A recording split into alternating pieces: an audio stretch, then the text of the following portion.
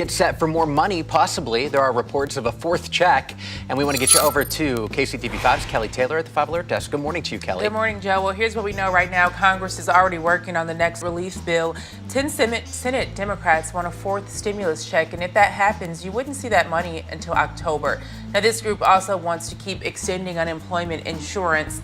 The latest extension expires September 6th. No word yet on how much the checks would be or the eligibility requirement. We have huge announcements on the fourth stimulus payments. Monthly stimulus checks are finally beginning to go out, and it's due to the crisis. However, dozens of Democrats are calling for immediate action, and this can mean billions of dollars being allocated toward new stimulus programs.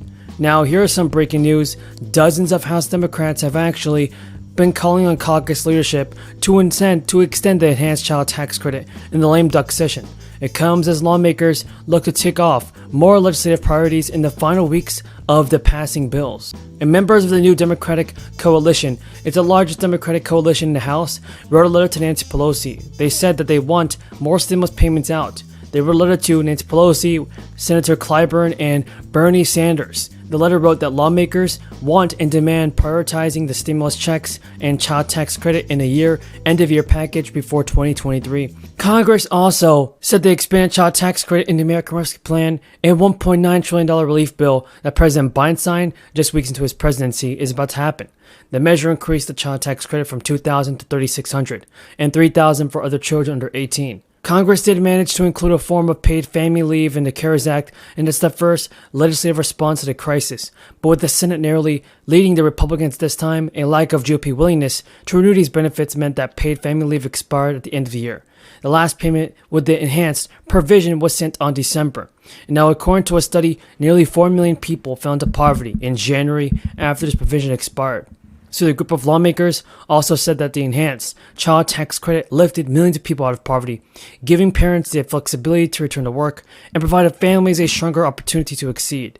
Democrats believe that we must extend the enhanced child tax credit so families and children have the resources and opportunities to flourish.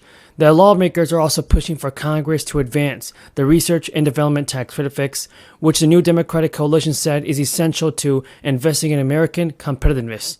So the research and development, everybody, said that some domestic expenses have because of companies. A measure in the 2017 Tax Cuts and Jobs Act, crafted by Republicans, enacted a provision that requires companies to seek deductions under a tax credit over 5 years, rather than after the first year. According to Democrats, the research and development tax credit has helped foster the competitiveness and innovation of U.S. economy and American businesses. So folks, now don't forget about this. If you did not receive a monthly child tax credit check and have not filed your taxes, you must do so to receive the extra money.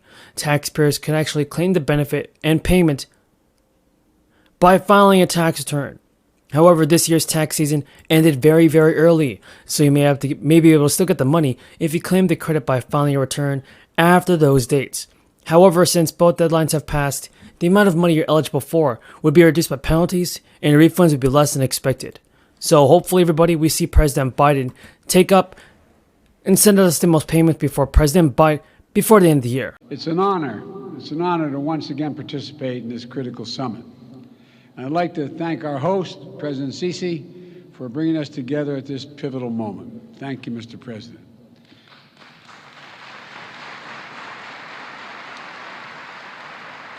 Let me start by acknowledging that this day is a day of commemoration at home in the United States.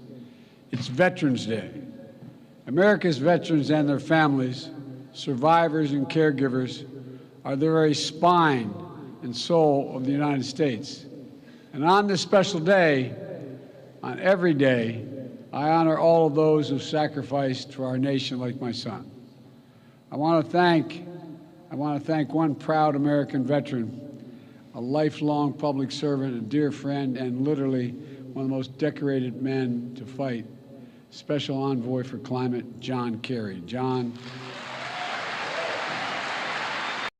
For the wealthiest people in this country, it was stayed within our means. Diner Mike Smith says he could use but doesn't really need stimulus money. I think seeing maybe, even like $2,000 per month or even more could be, I think, a good thing for some people. But Bernice says, hold that order. You got it. A $2,000 menu item now could lead to a big bill later. So you think you're going to pay for it later?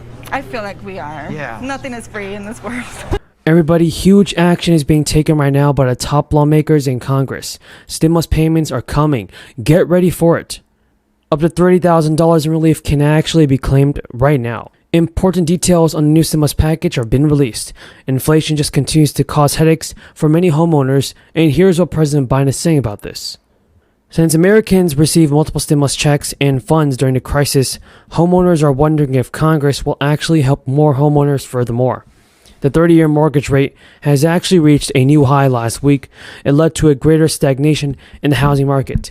The average rate for a 30-year fixed-rate mortgage increased to 7% for the week, ending October 27. It is actually the first time it reached this threshold since April 2002. As inflation endures, consumers are seeing higher costs of return, causing further dramatic declines in consumer confidence this month.